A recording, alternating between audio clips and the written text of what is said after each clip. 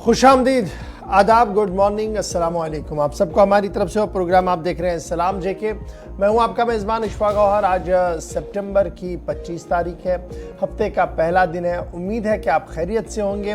और इस नशरियात में, इस प्रोग्राम में हस्बे वादा जो आपसे कोशिश हमारी रहती है और आपसे जो वादा रहता है वो यही रहता है कि आपको बाखबर करें, उन हालात वाक़ात से बाखबर करें जिनका ताल्लुक़ जम्मू कश्मीर से है, जिनका ताल्लुक़ मुल्क की सियासत से है, जिनका ताल्लुक़ दीगर रियासतों से है, लेकिन कहीं ना कहीं आप उन पर इंटरेस्ट रखते हैं, आप वहाँ की ओर देखते रहते हैं और हमारे सोशल मीडिया पर कहीं ना कहीं आप ट्रोल करते रहते हैं खबरों को, स्क्रॉल करते रहते हैं खबरों को, जिसकी वजह से हमें पता लग रहा है कि आप दिल में या आपका रिसर्च जो है वो क्या कुछ देखना चाहता है। और इसलिए हमारी भी कोशिश रहती है कि सुबह सुबह जब आपके सामने आए तो आपको बाखबर करें हर छोटी बड़ी खबर से। राब्ता साइट पर भी आप ज़रूर हमारे साथ ज्वाइन करेंगे, यानी आप फेसबुक पर आएंगे जहां पर हम आपको अपडेट करते हैं लाइव फीड पर, जहां रिपोर्टर्स हमारे पल पल का अपडेट आपको कर रहे हैं। फिर हमारे 2 ऑफिशियल पेज हैं जहां पर टीवी की नशरियात चलती रहती है। फिर यूट्यूब पर आप आएंगे, ट्विटर, इंस्टाग्राम और कू पर आएंगे, और हमारी ऑफिशियल वेबसाइट www.gulistannews.in पर भी आएंगे, जहां पर ख़बर भी है, तज्जिया भी है, तबसरा भी है, और 3 ज़ुबानों के अंदर वहाँ पर आप मामलात को देखते हैं, उर्दू, अंग्रेज़ी और हिंदी के अंदर। तो फिलहाल प्रोग्राम के सफ़र को बढ़ाते हैं आगे, और हस्बे वादा आपके सामने पहले तवारीख के पन्नों को खंगालने की करेंगे कोशिश। यानी सबसे पहले हिस्ट्री ऑफ द डे होगी, उसके फ़ौरन बाद आएंगे तो आपको बताएंगे कि अल्लाह पाक मेहरबान हो गए हैं। अल्लाह मियाँ की मेहरबानी कहाँ पर हुई है उस पर गुफ्तगू करेंगे। और फिर back to back political decisions कुछ हो रहे हैं, वो पॉलिटिकल डिसीजंस हैं क्या, उससे आपको बाखबर कराने की कोशिश करेंगे। लेकिन सबसे पहले हिस्ट्री ऑफ द डे आपके सामने रखेंगे मेरे साथी गौहर कुछ है दिल्ली स्टूडियो में इस वक्त मौजूद है। बहुत बहुत शुक्रिया इशफाक गौहर। तो प्रोग्राम की शुरुआत तय फॉर्मेट के मुताबिक तारीख में आज के दिन के हवाले से। आज 25 सितंबर है। मुल्की और आलमी तारीख में आज क्या कुछ हुआ है, चंद मालूमात वाक़ात रोज़ाना की तरह आज भी आपकी नज़र करते हैं। और आज 25 सितंबर साल 1340 में इंग्लैंड और फ्रांस ने तख्फीफ असलाह मुआहदा पर दस्तखत किए हैं, वो आज ही का दिन था। और आज ही के दिन 25 सितंबर 1524 में वास्को डी गामा आखिरी बार वायसराय बनकर हिंदुस्तान आए, वो आज ही का दिन था। और आज ही का दिन 1639 में 25 सितंबर 1639 में अमेरिका में पहली प्रिंटिंग प्रेस का आगाज हुआ, वो आज ही का दिन था। और आज ही के दिन 1654 में 25 सितंबर 1654 में इंग्लैंड और डेनमार्क ने तिजारती महादों पर दस्तखत किए, वो आज ही का दिन था। और आज ही के दिन 25 सितंबर साल 1846 में अमेरिकी फौज ने मेक्सिको के मॉन्ट्री पर कब्जा किया, वो आज ही का दिन था। और आज ही के दिन साल 1897 में बरतानिया में पहली बस सर्विस शुरू हुई, वो आज ही का दिन था। और आज ही के दिन साल 1981 में वस्ती अमेरिका मुल्क बेलीज़ अक़वाम मुत्तहिदा में शामिल हुआ। और आज ही के दिन में 25 सितंबर साल 2008 में चीन ने खलाई शटल शेंजू 7 लॉन्च किया, वो आज ही का दिन था। तो नाज़रीन, ये थी तारीख में आज के दिन के हवाले से, यानी कि आज 25 सितंबर को मुल्की और आलमी सतह पर क्या कुछ हुआ। चंद मालूमात रोज़ाना की तरह आपकी नज़र किए हमने। अब बाज़ाब्ता तौर पर खबरों की शुरुआत होगी और खबरों की शुरुआत करेंगे इशफाक गौहर। चलिए जनाब, खबरों का करते हैं आगाज़। और सबसे पहले ज़रा मौसम के मिजाज से आज खबर का आगाज़ करते हैं, क्योंकि पिछले कई दिनों से मौसम जो है वो शिद्दत की गर्मी थी और महकमे मौसमियात की पेशन गोई ये थी कि फ़िलहाल मौसम के मिजाज में कहीं तरह से भी कोई तब्दीली नज़र नहीं आ रही है। लेकिन कल रात देर गए से मौसम के मिजाज में हुई है तब्दीली। बालाई इलाकों के अंदर जो है वो बादल भी देखने को मिले हैं, और आज सुबह कई मकामात पर बारिशों का सिलसिला भी शुरू हुआ है पहाड़ी इलाकों के अंदर। कोकरनाग, डेक्सुम और आसपास के इलाकों के अंदर जो है वो बारिशें सुबह सुबह वक्फे से ज़रूर हुई है। मैदानी इलाकों के अंदर यानी शहर और देहात के अंदर जब आप देखते हैं तो मतला आलूद सुबह ज़रूर नज़र आ रहा है, और उम्मीद लगाई जा रही है कि शायद आज बूंदाबांदी का सिलसिला शहर के अंदर देखने को मिले। जब हम आपको पहाड़ी इलाकों की बात बता रहे हैं तो सबसे अहम खबर यह भी है कि गुलमर्ग की पहाड़ियों पर इस सीजन की सबसे पहली बर्फ जो है वो देखने को मिली है। और रात देर गए ही सयाह जो वहां पर थे वो भी अशश करते रहे जब उन्होंने पहाड़ों पर पहली और हल्की दरमियाना दर्जे की बर्फ देखते हुए पहाड़ों का रंग तब्दील होते हुए देखा, जिसके बाद गुलमर्ग के आसपास के इलाके के अंदर मौसम के मिजाज में खासी नरमी देखने को मिली। यानी जो शिद्दत की गर्मी थी वो आहिस्ता आहिस्ता करके अब दस्तक देना शुरू कर चुकी है कि मौसम का मिजाज बदल रहा है, बारिशें हो रही हैं और हल्की बर्फबारी ने गुलमर्ग के आसपास के पहाड़ों पर रंग ही बदल दिया है। इधर कोकरनाग, डेक्सोम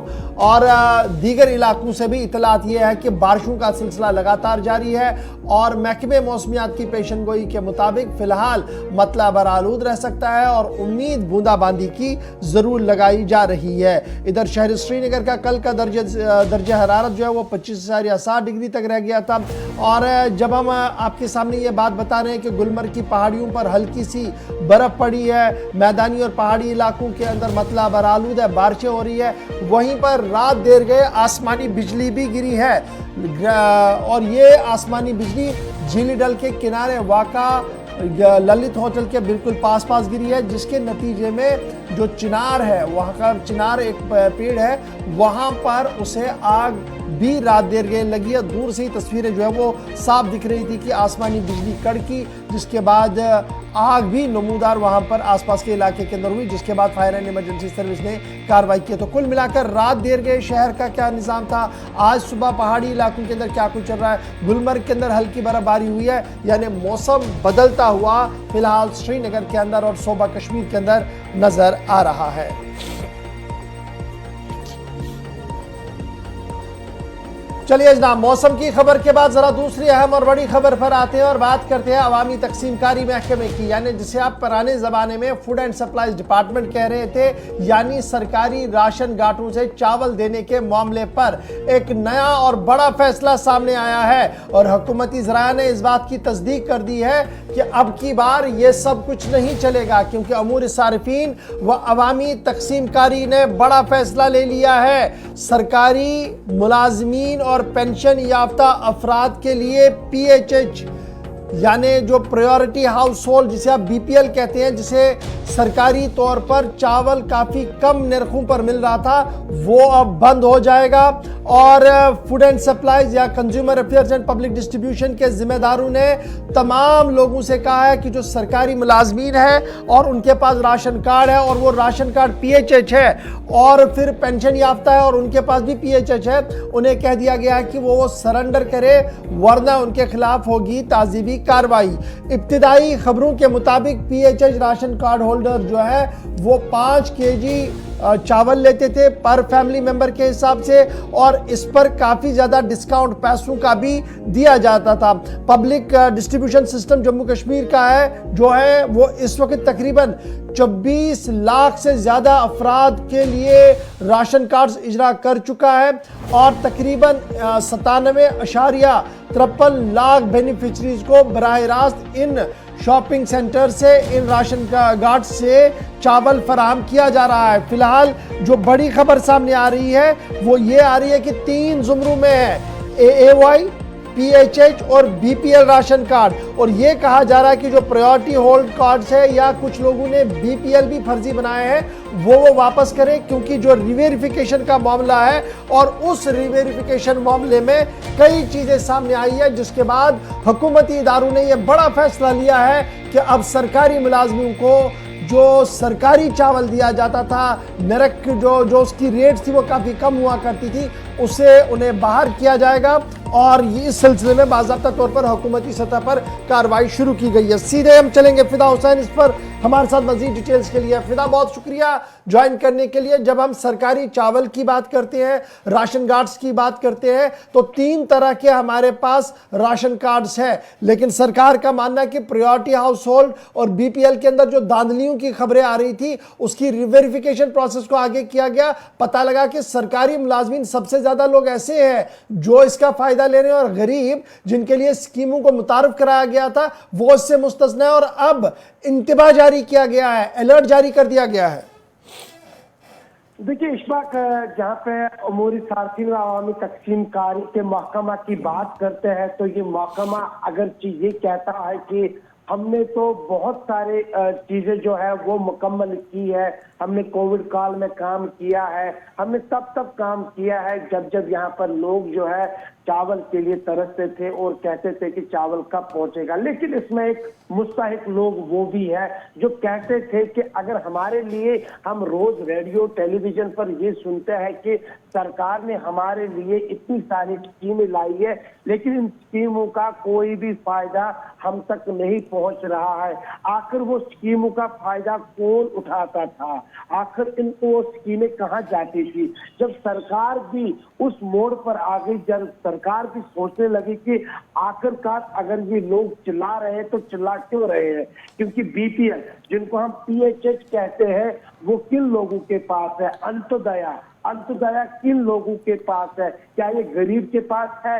क्या ये वो उस मुस्तहिक अफराद के पास है जिसको ये राशन कार्ड मिलना चाहिए? लेकिन अब महकमा मुतहरिक हो चुका है। महकमा ने साफ तौर पर ये धमकी दे डाली है कि अगर किसी सरकारी मुलाजमीन के पास ये राशन कार्ड पाया गया तो उसके खिलाफ कानूनी कार्रवाई होगी। अगर उस शख्स के पास, जिनके पास करोड़ों का यानी कि बंगला होगा, उनके पास कारोबार अच्छा खासा होगा और उसको भी पाया जाएगा तो उसको भी राशन कार्ड से अब दूर रखा जाएगा। कहीं ना कहीं पे अगर इस पे सरकार काम करेगी तो वो लोग जो दूर दराज इलाके के रहने वाले लोग हैं, तो बार बार गुजारिशात करके हम देखते थे उनको, चाहे वो उनके सरकारी दफातर हो, उनके चक्कर काटते रहते थे। लेकिन इससे पहले के आपके प्रोग्राम के आगाज से पहले मैंने कुछ ऐसे लोगों के साथ भी बात की जिन्होंने कहा कि अब जो ये वेरिफिकेशन का मामला है वो कहीं ना कहीं पे आखिरी पड़ाव पे नजर आ रहा है। बहुत सारे सीएपीडी के मुलाजमीन के साथ भी मैंने सुबह बात की कि आपकी ये वेरिफिकेशन कहाँ पहुंची, क्या वाकई तौर पे आपकी ये वेरिफिकेशन जमीनी सतह पर अब नजर आ रही है। लेकिन इश्फाक, एक बड़ा यहाँ पे मैं आपको एक खुलासा भी करूंगा यहाँ पे कि एक मुलाजमी ने अपना नाम ना बताने की शर्त करते हुए ये कहा कि जब मैं एक जगह पे पहुंचा, वहां पर वेरिफिकेशन की और जब हमारे ही महकमा ने उसको बीपीएल यानी कि पीएचएच राशन कार्ड दिया तो उसके बाद खदशा हुआ कि कहीं ये मुस्तहिक था नहीं है। अगर ये मुस्तहिक है फिर तो इनको अंत्योदया देना चाहिए। लेकिन जब हमने वेरिफिकेशन की, प्रॉपर वेरिफिकेशन जमीनी सतह पर, तो वहां पर उसने कहा कि मेरे पास भी वो बंगला नहीं है जो उसके पास है, लेकिन वो डिसेबल था। इतना तो सही कहा था उस शख्स ने कि वो शख्स डिसेबल है, वो शख्स नौतवा है। यानी कुल मिलाकर जो खबर आ रही थी कि जनाब ये मामला जो है वो सही तरीके से नहीं है और असर रसूख का काफ़ी इस्तेमाल हुआ है, उसको स्ट्रीमलाइन करने के लिए महकमे उमूर सार्फिन व अवामी तकसीमकारी ने रिवेरिफिकेशन का प्रोसेस शुरू किया था और अब ये कहीं ना कहीं कंक्लूड हुआ और उसमें जो खामियां और कोताहियां दिखी अब उनके राशन कार्ड्स को डिलिस्ट किया जाएगा। इस तरीके की खबर जो है वो सामने आ रही है। बहुत बहुत शुक्रिया फिदा हुसैन हमारे साथ ज्वाइन करने के लिए। फिलहाल बड़ी खबर यह कि उमूर सार्फिन व अवामी तकसीमकारी ने जो रिवेरिफिकेशन का सिलसिला शुरू किया था, काफी चीजें सामने आई है और अब यह साफ कर दिया गया है कि सरकारी मुलाजमीन और जो पेंशन याफ्ता लोग हैं वो किसी भी तरीके से प्रायोरिटी हाउस होल्ड के जुमरे में नहीं आ सकते हैं और उन्हें इससे बाहर रखा जाएगा और इस सिलसिले में बाज़ाब्ता तौर पर तैयारियां कर ली गई हैं। बढ़ते हैं जी आगे, बात जरा इंतखाबात की करते हैं, क्योंकि एक तरफ से जहां हम देख रहे हैं कि जम्मू कश्मीर इंतजामिया के अफसर, इलेक्शन अथॉरिटीज कमर कस चुके हैं चुनाव करवाने के लिए,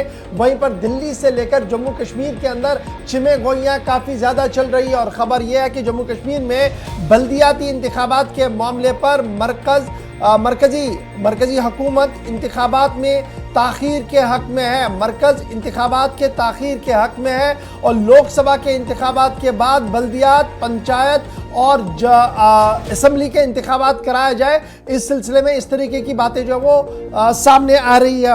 इस वक्त बावसूख ज़रा से हमारे पास जो इतलात और ख़बरें सामने आ रही है कि मरकजी हुकूमत लगातार इस बात को देख रही है कि क्या माजून और मुनासिब वक्त है कि अर्बन लोकल बॉडीज़ के चुनाव जम्मू कश्मीर के अंदर कराए जाए या फिर लोकसभा जो सिर्फ 3 या 4 महीने दूर है हमसे, लोकसभा के जनरल इलेक्शंस के ख़त्म होने के फ़ौरन बाद बल्दियात और दीगर इदारों के इंतखाबात मुकम्मल करने के साथ साथ रियासती असेंबली के इंतखाबात भी कराया जाए। माना जा रहा है कि इस सिलसिले में अहम तरीन इजलास 26 सितंबर को मुनक्किद होने जा रहा है, जो चंडीगढ़ के अंदर होगा, जिसमें मरकजी वजीर दाखिला अमित शाह बजाते खुद वहां पर मौजूद रहेंगे। इंटर स्टेट कोऑर्डिनेशन कमेटी की मीटिंग होगी और उस मीटिंग के दौरान कई अहम फैसले जो है वो लिए जा सकते हैं। इस वक्त की अहम और बड़ी खबर सामने आ रही है कि मरकजी हुकूमत लगातार जम्मू कश्मीर इंतजामिया के साथ राब्ते में है और इस बात को देखा जा रहा है कि क्या माजून मुनासिब वक्त है कि अर्बन लोकल बॉडीज के चुनाव कराया जाए, क्योंकि ये चुनाव उस वक्त करवाने हैं जब मुल्क के अंदर जनरल इलेक्शंस की तैयारियों में भी इंतजामिया लग चुकी है और ये इंतखाबात जो अर्बन लोकल बॉडीज और पंचायत के हैं, ये घर घर कैंपेनिंग वाला मामला है, इसलिए सिक्योरिटी सिनेरियो को भी ध्यान में रखना होगा। इधर खुफिया इदारों की तरफ से भी इस बात की ये बात सामने रखी गई है कि इंतखाबात को मौखर कराया जाए, सबसे पहले लोकसभा के इंतखाबात कराया जाए ताकि ज़्यादा से ज़्यादा लोग जो है वो पार्टिसिपेट करें और उसके पस मंज़र में फिर बल्दियात और रियासती असेंबली के इंतखाबात भी कराया जाए। ये सुराग रसा इदारों की तरफ से भी दाखिला वजारत को अपनी रिपोर्ट जो है वो सौंप दी गई है। ताहम सबकी नज़रें जो है वो 26 सितंबर पर मुनक्किद रहेंगी, जहां पर वज़ीर दाखिला अमित शाह आला सतही इजलास की सदारत करेंगे, जो नॉर्थ जोन स्टेट्स का इजलास है, जिनमें जम्मू कश्मीर भी है, लद्दाख है, हिमाचल प्रदेश है, चंडीगढ़ है, नई दिल्ली है, जहां पर सिक्योरिटी सिनेरियो के साथ साथ दीगर मामलात पर गुफ्तशुनीद की जाएगी। इधर जम्मू कश्मीर की टीम की सरबराही लेफ्टिनेंट गवर्नर मनोज सिन्हा करेंगे, जिनके हमरा जम्मू कश्मीर के chief secretary doctor Anil Kumar Mehta, director general police और दीगर अफसरान मौजूद रहेंगे। बावसूख ज़राए से मालूम हुआ कि जहाँ इंटरनल सिक्योरिटी डायमेंशंस को डिस्कस किया जाएगा, ड्रग को डिस्कस किया जाएगा, दीगर मामलात को डिस्कस किया जाएगा, वहीं पर नए जम्मू कश्मीर पुलिस के सरबराह की तैनाती और उड़ान स्कीम के तहत जो फॉरेस्ट क्लियरेंस है और दीगर मामले हैं उसको किस तरीके से प्रायोरिटाइज किया जाए, उस पूरे मामले पर भी गुफ्तशुनीद की उम्मीद जो है वो लगाई जा रही है। ताहम बड़ी बात यह कि मरकजी हुकूमत इस बात के हक में है कि फिलहाल कुछ देर के लिए इसको मौखर किया जाए और फिर इंतखाबात को आगे बढ़ाया जाए जब पूरे मुल्क के अंदर लोकसभा के इंतखाबात मुकम्मल होंगे। तो देखना होगा कि अब आगे फैसला होगा क्या। फिलहाल जब हम जम्मू कश्मीर इंतजामिया की बात करते हैं तो इलेक्टोरल रोल से लेकर दीगर मामलात की तैयारियों में इंतजामिया जुट चुकी है, अफसरों की ट्रेनिंग का सिलसिला चल रहा है और चीफ इलेक्टोरल ऑफिसर्स भी तैयार बैठे हैं। वहीं पर अब जब फाइनल कोऑर्डिनेशन की मीटिंग होगी उसमें फैसला लिया जाएगा कि बल्दियात के इंतखाबात मौखर होंगे या नहीं। फिलहाल खबर यह है कि 26 तारीख तक इंतजार, क्योंकि 26 तारीख को एक बड़ा फैसला जो है वो आ सकता है, जो चंडीगढ़ के अंदर इजलास मुनक्किद होने जा रहा है।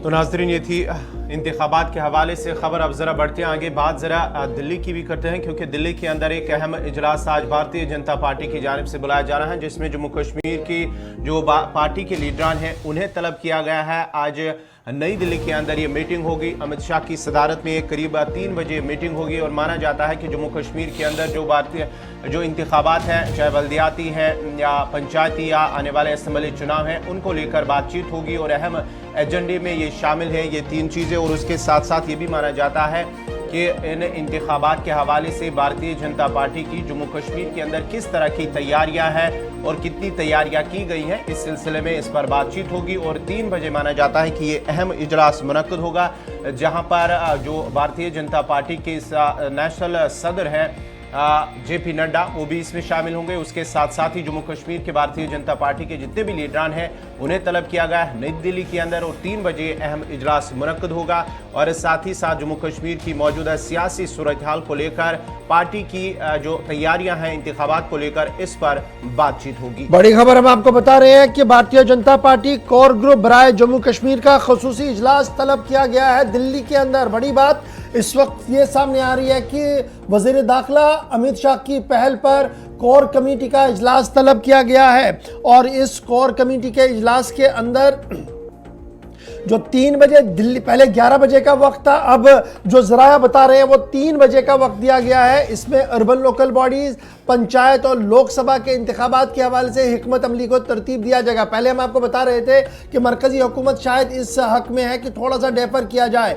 अब खबर आ रही है कि कोर कमेटी का इजलास तलब किया जा रहा है और इस कोर कमेटी के इजलास के अंदर भी इंतखाब ही on the top of the agenda है। और ये माना जा रहा है कि वज़ीर-ए-आज़म के दफ्तर के अंदर वज़ीर ममलिकत डॉक्टर जितेंद्र सिंह और member parliament Jugal Kishore Sharma, Bharatiya Janata party के रियासती सदर रविंदर रैना और फिर अशोक कौल जो जनरल सेक्रेटरी ऑर्गेनाइजेशन है, कविंदर गुप्ता, डॉक्टर निर्मल सिंह जो साबिक डिप्टी चीफ मिनिस्टर हैं, फिर देविंदर सिंह राणा, सुनील सेठी, देविंदर मनियाल, सुनील शर्मा, विबोध गुप्ता, शक्ति परिहार समेत कुछ और लीडरों को दिल्ली तलब किया गया है, जहां पर कोर कमेटी का इजलास आज तलब किया गया है। इस कोर कमेटी के इजलास के अंदर जहां भारतीय जनता पार्टी के कौमी सदर जगत प्रकाश नड्डा मौजूद रहेंगे, यानी इस तरीके से आप समझ सकते हैं दाखिला वजीर भी मौजूद है, पार्टी के सदर भी मौजूद है। न सिर्फ पार्टी के सदर मौजूद रहेंगे बल्कि पार्टी के जनरल सेक्रेटरी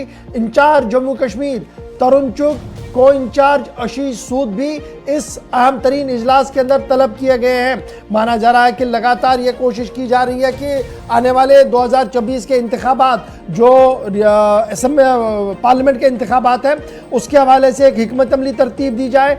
और अब तक जो सिर्फ 2 सीटें बीजेपी के खाते में जा रही थी उसको 2 से बढ़ाकर 3 की जाए। इस हिकमत अमली को तरतीब दिया जाएगा कि किस तरीके से इसको आगे किया जाए। फिलवक्त अगर आप देखें उधमपुर डोडा सीट, उधमपुर डोडा जम्मू सीट और फिर पुंछ वाली सीट जो है वो इस वक्त डॉक्टर जितेंद्र सिंह और जुगल किशोर गुप्ता जीतते हुए नजर आ रहे हैं। लेकिन अब जो तीसरी सीट पर बीजेपी की नज़र है वो है साउथ कश्मीर, जिसको साउथ कश्मीर और पुंछ का इलाका मिला दिया गया है। और माना जा रहा है कि यहाँ पर हिकमत अमली को तरतीब दिया जाएगा कि किस तरीके से इस तीसरी सीट पर भी जीत जो है वो बीजेपी के सारा जो है जो बीजेपी के लिए आए उस हवाले से हिकमत अमली तरतीब दी जाएगी। इधर बीजेपी के कई लीडरों का मानना है कि माजून वक्त यह है कि पूरा फोकस हम लोकसभा के इंतखाबात पर दे और बल्दियात और दीगर इदारों के हवाले से उसके बाद मामला हो। इधर खबर यह भी है कि बीजेपी इस हक में है कि लोकसभा इंतखाबात के साथ साथ ही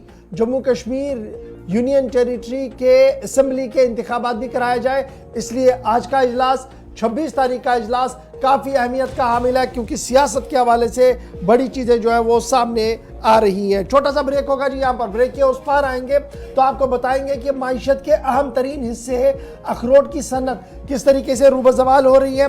आगे बढ़ते हुए आएंगे तो आपको बताएंगे कि 370 के मामले पर भी एक बड़ी खबर आ रही है। आप बने रहेंगे हमारे साथ, बताएंगे आपको कि 370 को लेकर क्या कुछ खबर आ रही है छोटे से ब्रेक के फौरन बाद।